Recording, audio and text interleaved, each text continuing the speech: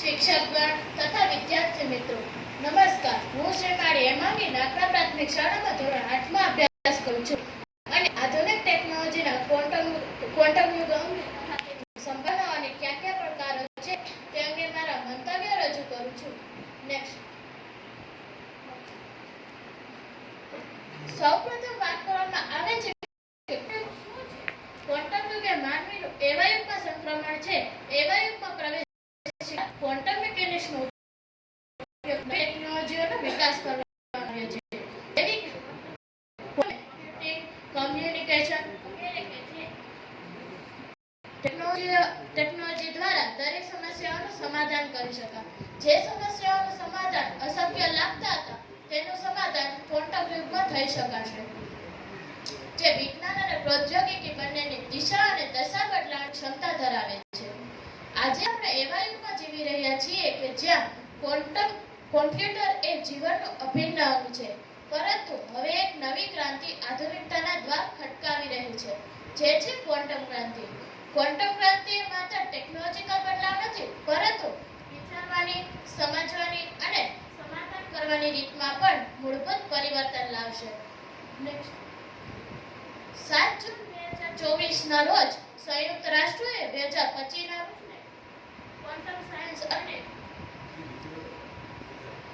Quantum science અને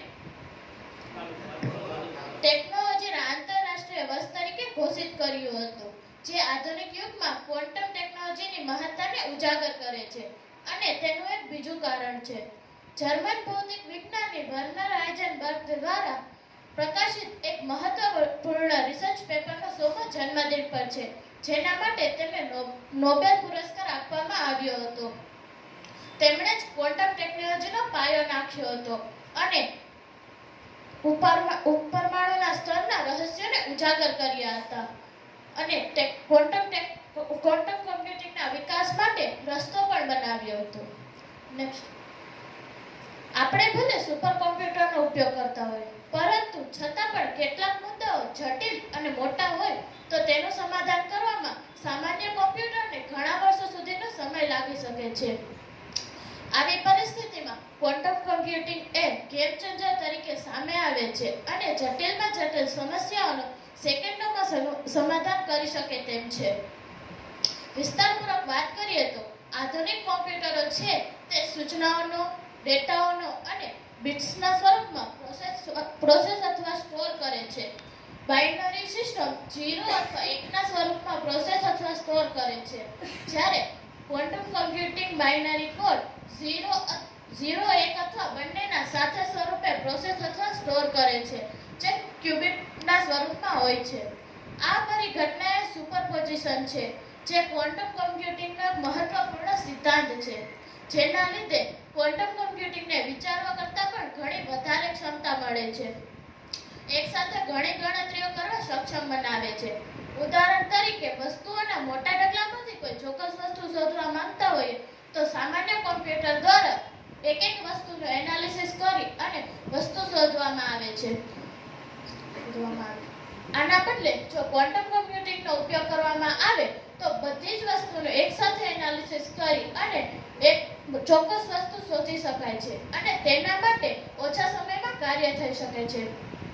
ગૂગલે આવી quantum સુપરમેસીની સફળતા મેળવી હતી અને સાયકામોર પ્રોફેસરની મદદથી એક ગણતરી 200 સેકન્ડમાં કરી બતાવી. અને જો તેની ગણતરી સુપર કોમ્પ્યુટર દ્વારા કરવામાં આવે તો 10,000 વર્ષ જેટલો સમય લાગી શકે છે. તેના મહત્વના ઉપયોગમાં મેડિકલ ઉપયોગ ગણી શકાય, કારણ કે ક્વોન્ટમ કમ્પ્યુટિંગ એ જટિલ અણુઓ અને રાસાયણિક પ્રક્રિયાઓને ઓળખી અને સરળતાથી સમાધાન કરી શકે છે.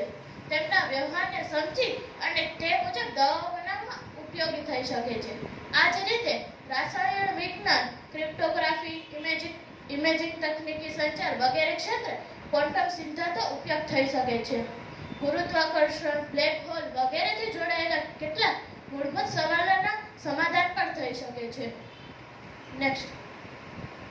ક્વોન્ટમ તકનીકીના ઉપયોગોની સાથે સાથે ઘણા પડકારોનો પણ સામનો કરવો પડી શકે છે, જેનો એક મુખ્ય પડકાર છે ક્યુબિટની નાજુકતા. યોગ્ય ક્વોન્ટમ સ્ટેટને જાળવવા માટે અતિ સંવેદનશીલ વાતાવરણની જરૂર છે અને પરિણામો બદલાઈ શકે છે, એરર આવે છે. નાજુક ક્વોન્ટમ સ્ટેટને જાળવવા માટે ક્યુબિટની સંખ્યા વધારો એ પડકારજનક છે.